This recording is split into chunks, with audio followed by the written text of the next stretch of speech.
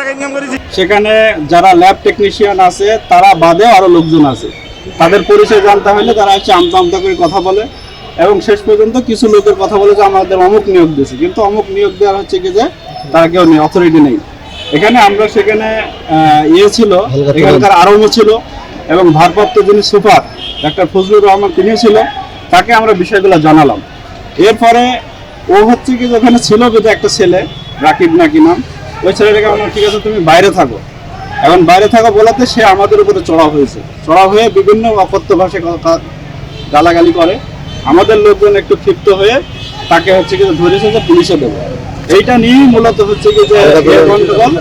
এখন যারা হচ্ছে কি যে এখানে বিশেষ করে একটা রাজনৈতিক দলের লোকজন এখানে মানে মত সৃষ্টি করছে, তারা মূলত এই হাসপাতালে অনৈতিক সুবিধা নিচ্ছে আর কি, অনৈতিক